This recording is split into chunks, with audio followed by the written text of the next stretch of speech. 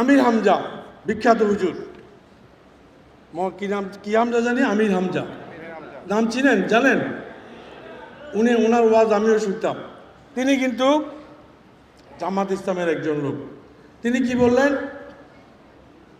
জামাত ইসলামের মার্কা নাকি ভোট দিলে 18 কোটি মানুষের নামাজের ছোঁয়া হবে। তাহলে কি আমাদের নামাজ পড়ার দরকার আছে?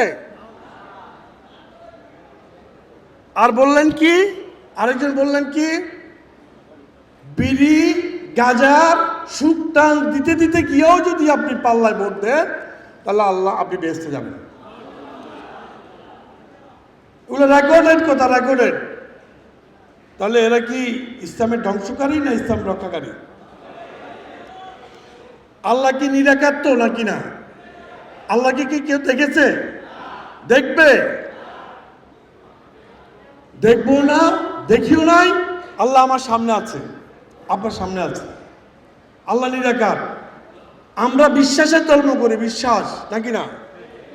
এই বিশ্বাসের ধর্মে এখন আমাদের এক মৌলানা সাহেব জামাত ইসলামের বলে উঠলেন, আল্লাহ নড়েচড়ে বসছে। আল্লাহ নাকি নড়েচড়ে বসছে। কেন নড়েচড়ে বসছে? জামাত ইসলামকে ক্ষমতা বসানোর জন্য। এখন আপনারাই বিচার করেন, আল্লাহকে তো দেখাই যায় না, তাহলে আল্লাহ নড়েচড়ে বসলেন কি করে? উনি কিভাবে দেখলেন? ওনারা কিভাবে দেখলেন? আচ্ছা, শাহজাহান চৌধুরী তিনি মাওলানা না, আমাদের সাতকানিয়ার আমার বড় ভাইয়ের মতো, খুবই বন্ধুত্ব আমার সাথে। তিনি বললেন সূর্য নাকি বড় দিন থেমে যাবে ওদেরকে ক্ষমতা নেওয়ার জন্য।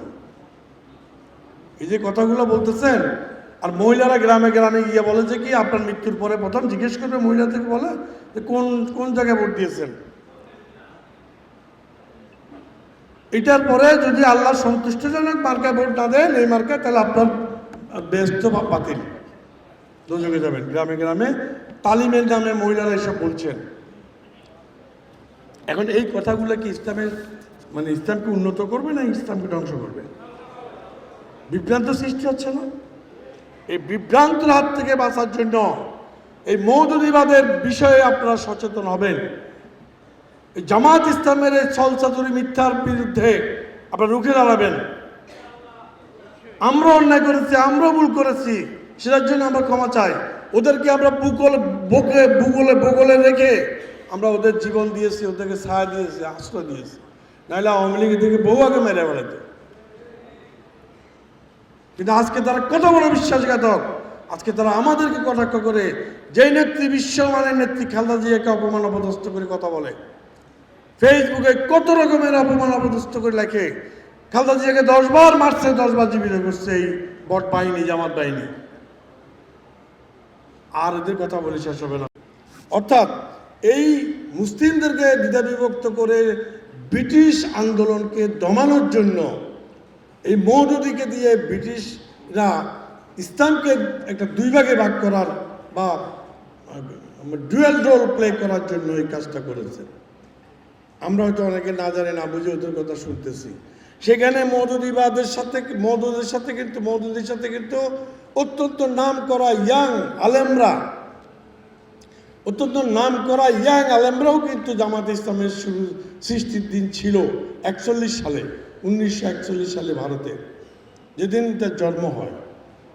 অর্থাৎ নাম করা তরুণ আলেম ওলামারা ছিলেন।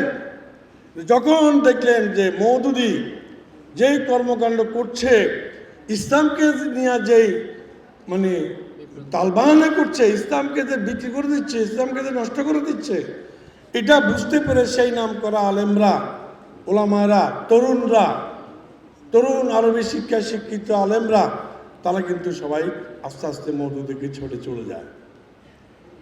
মওদুদির 2 সন্তান, তারাও ইংরেজি শিক্ষায় শিক্ষিত, বিদেশি শিক্ষায় শিক্ষিত, আরবি শিক্ষায় কেউ শিক্ষিত না। মওদুদির 2 ছেলেও এক পর্যায়ে বাবার সাথে বিদ্রোহ ঘোষণা করেছে যে তুমি ইসলামের সাথে প্রতারণা করছো, তোমার সাথে আমরা নাই। সেই মওদুদির বইতে তিনি শুরুতেই লিখেছেন অনেক কথার ফাঁকে যে আল্লাহ রসুলের থেকে শুরু করে সাহাবীগণ সবারই ভুল আছে। সাহাবী থেকে শুরু করে রসুল কেউই ভুলের উত্তর না, সবারই ভুল আছে। কি বলবেন? আলহামদুলিল্লাহ বলবেন না সুবহানাল্লাহ বলবেন না কি বলবেন?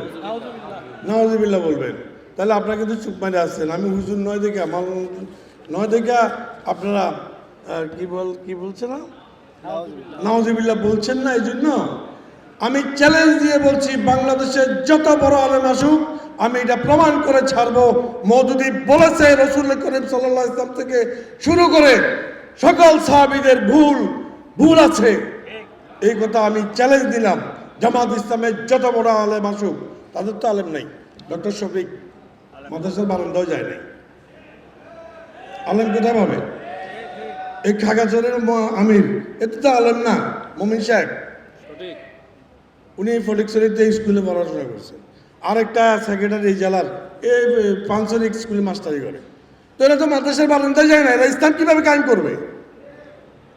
তো তারা কীভাবে আমার চ্যালেঞ্জ গ্রহণ করবে? আমার চ্যালেঞ্জ গ্রহণ করতে হলে মৌলানা লাগবে।